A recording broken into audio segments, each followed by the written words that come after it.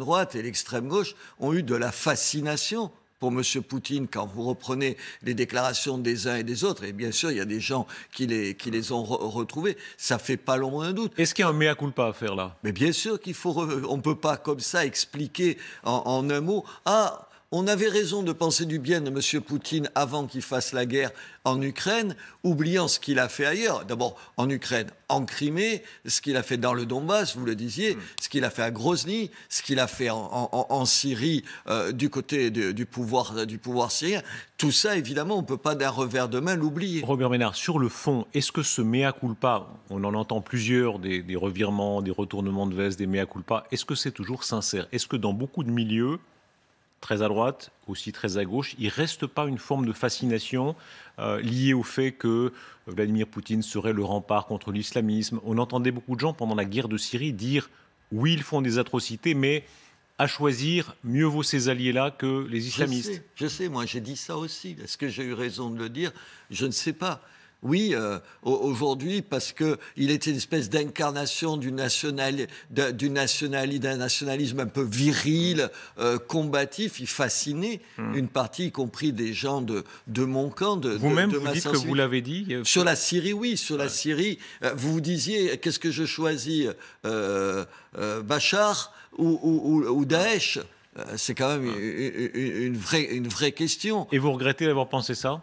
Je ne sais pas comment on sort de ça. Je regrette de ne pas avoir dit avec assez de force au moment de la Crimée que c'était inacceptable, au moment de Grozny. Je l'ai dit, mais on l'a peut-être pas dit suffisamment, avec suffisamment de conviction, avec suffisamment de comment dire, de sensibilité pour ceux qui en étaient les victimes. Non, Monsieur Poutine n'était pas un grand homme avant d'intervenir. Mais moi, j'ai moins eu ce problème-là personnellement. Écoutez, j'ai passé ma vie à défendre les droits de l'homme. J'ai jamais trouvé que Monsieur Poutine était un personnage sympathique. Alors que certains de mes amis, au fond, qu'ils foutent ses opposants en prison, qu'ils tentent de les empoisonner. Vous avez vu encore des condamnations aujourd'hui. Tout ça, au fond... Si c'était à prendre, vous savez, dans les balances, le pour et le contre, ça pesait peu par rapport à ce qu'il apportait à la Russie. Robert Ménard, comment réagir? Vous le disiez tout à l'heure, Volodymyr Zelensky en visioconférence à l'Assemblée. On va en voir un extrait. C'est une de ses demandes les plus concrètes concernant la France. Vous pouvez, pour que la liberté ne perde pas, le monde doit la soutenir avec des sanctions contre l'agresseur. Chaque semaine, un nouveau paquet de sanctions. Les entreprises françaises doivent quitter le marché russe. Renault, Auchan, Leroy Merlin et autres, ils doivent cesser d'être les sponsors de la machine de guerre de la Russie. Ils doivent arrêter de financer le meurtre d'enfants et de femmes, le viol. Tout le monde va se rappeler que les valeurs valent plus que les bénéfices. Voilà, demande concrète, qui répondre? Il y a Leroy Merlin, Auchan et Renault. Il a raison. Attendez, vous ne pouvez pas dire que M. Poutine menace l'Europe. Et tout à l'heure, sur ce plateau, j'entendais un spécialiste qui expliquait, en gros, un missile, ça coûte 1 million d'euros, 1 million de dollars, à peu près la même chose. Et de l'autre côté, en lui achetant du gaz, par exemple, on lui rapporte 700 à 800 millions chaque jour. Chaque jour. Attendez, on ne peut pas à la fois s'émouvoir des images que vous montrez encore à l'instant, puis donner les moyens à celui qui est responsable de ces destructions, les moyens de continuer. Il faut s'entendre, sinon ça veut dire quoi? Ça veut dire qu'on a d'un côté des grands principes, puis de l'autre côté, ah oui, mais quand ça touche notre quotidien, on n'est pas prêt à faire un certain nombre de sacrifices.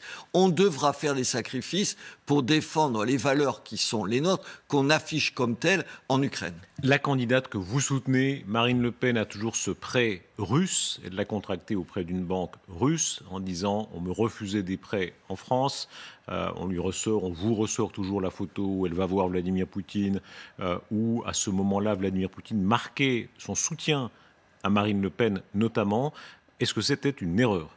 Attendez, il y a deux choses différentes. Le prêt, si le prêt est là, moi je ne suis pas au Rassemblement national, donc je ne sais pas comment ça s'est fait. Si le prêt est fait auprès d'une banque russe, je vous rappelle, c'est parce que les banques françaises refusaient que depuis 2017, M.